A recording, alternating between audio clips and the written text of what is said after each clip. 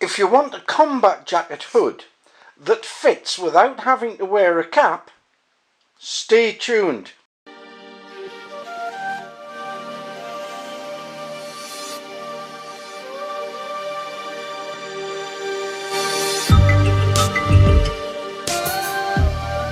British military smocks are provided with hoods.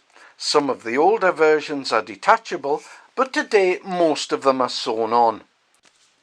The outer edge of the hood has a large wire-framed addition.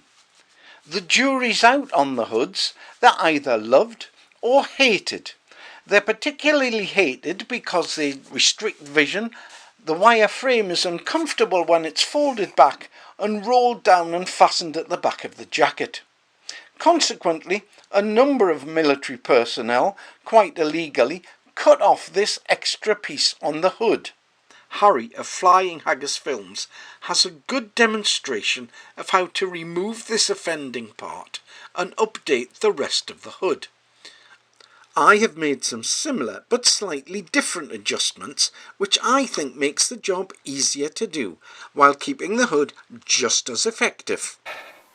Having cut off the offending part and removed and straightened the wire, the next thing to do is to use a seam ripper to take out the stitching in the middle of the hood.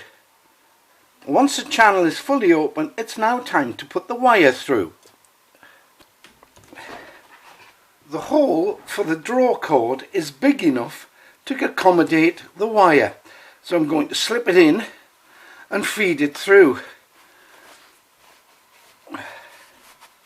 This is fairly easy till you get to the curve at the other side. Having done this, it's time to cut off the wire that you don't need. I found the best way to do it is to leave about 1/4 of an inch, 6 or 7 millimeters at the end, cut it and bend it over. I've cut off the required amount.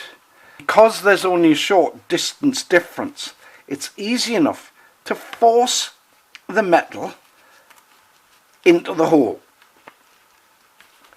and lock it in place. Once you've done this, you can still use the draw cord, but you can bend the hood to shape. The modifications to the hood are now complete. The hood can be rolled up and fastened down on the jacket. It's less bulky and it looks smarter.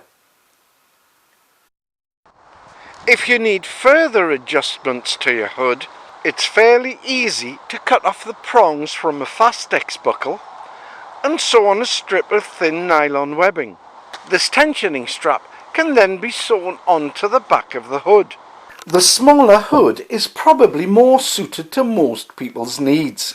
However, if you're in the military, you'd better watch out for an angry sergeant major who doesn't like you modifying your kit. Don't be afraid to make your kit work for you the way you want it to. Thank you to everyone who watches, comments and subscribes. So get out there, get training. You know it makes sense. It will serve you well.